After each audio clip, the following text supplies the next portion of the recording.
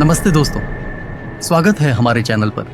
आज हम बात करेंगे मराठा काल के उस इतिहास की जिसे लोग या तो नहीं जानते या जानकर भी नकार देते हैं। मराठा इतिहास सिर्फ शिवाजी और संभाजी तक सीमित नहीं है। इसके बाद का पेशवा काल, उसकी लूटपाट और विवादास्पद घटनाएं भी इतिहास का हिस्सा हैं। तो आइए साक्ष्यों के साथ जानते हैं कि वास्तविक इतिहास क्या कहता है।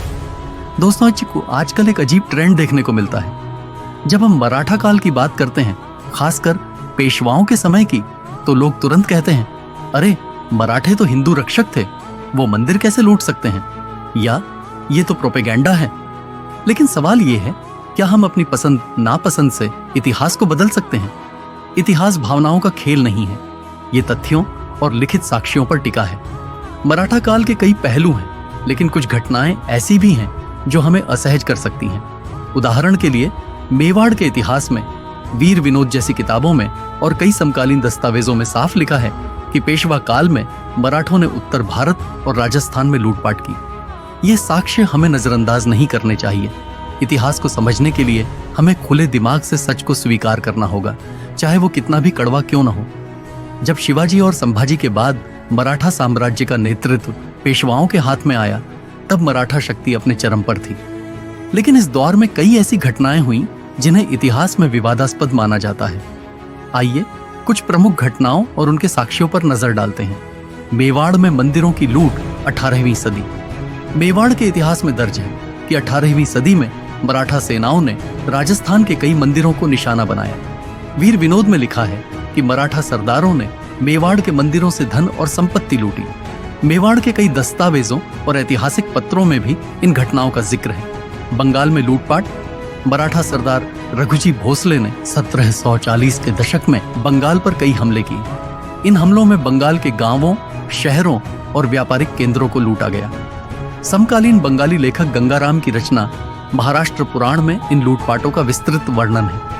मराठों ने बंगाल से भारी मात्रा में धन लूटा और कई तरह के अत्याचार किए, जिससे स्थानीय अर्थव्यवस्था को गहरा नुकसान हुआ। मालवा और बुंदेलखंड में आक्रमण। पेशवा बाजीराव प्रथम और उनके बाद के पेशवाओं ने मालवा और बुंदेलखंड में कई सैन्य अभियान चलाए। इन अभियानों में मराठों ने स्थानीय राजाओं से भारी कर चौथ और सरदेशमुखी वसूला।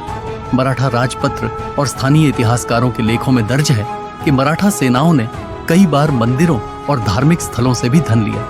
ये सारी घटनाएं इतिहास के प्राथमिक स्रोतों में दर्ज हैं।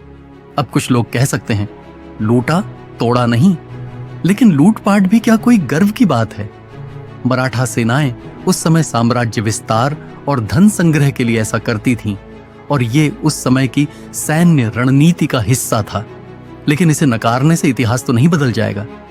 जब हम मराठा इतिहास की बात करते हैं तो लोग सिर्फ शिवाजी और संभाजी पर अटक जाते हैं। ये दोनों महान योद्धा थे जिन्होंने मराठा स्वराज की नींव रखी। लेकिन उनके बाद मराठा साम्राज्य का स्वरूप बदल गया। छत्रपति के वंशज नाम मात्र के राजा रह गए और असली सत्ता पेशवाओं के हाथ में चली गई।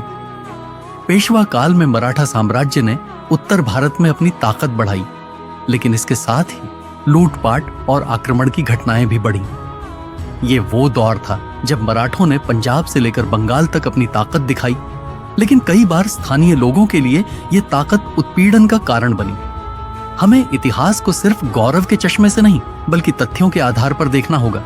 अब बात करते हैं उन लोगों की जो कमेंट बॉक्स में आकर कहते हैं, भाई बाजीराव मस्तानी देखो, सब समझ आ जाएगा, या पानीपत फिल्म में तो ऐसा नहीं दिखाया। दोस्तों, फिल्में मनोरंजन के लिए होती हैं, इतिहास की किताबें नहीं। इनमें तथ्यों को तोड़ा मरोड़ा जाता है, ड्रामा जोड़ा जाता है और कई बार सच को छुपाया जाता है। इतिहास सीखने का सही तरीका है प्राथमिक स्रोतों को पढ़ना। मराठा राजपत्र, वीर विनोद, महाराष्ट्र पुराण और समकालीन लेखकों के दस्तावेज हमें सच्चाई बताते हैं। फिल्में आपको इमोशन दे सकती हैं, लेकिन इतिहास के तथ्य नहीं। इसलिए अगली बार कोई आपको फिल्म देखने की सलाह दे तो उसे कहें कि किताबें पढ़ो, साक्ष्य देखो।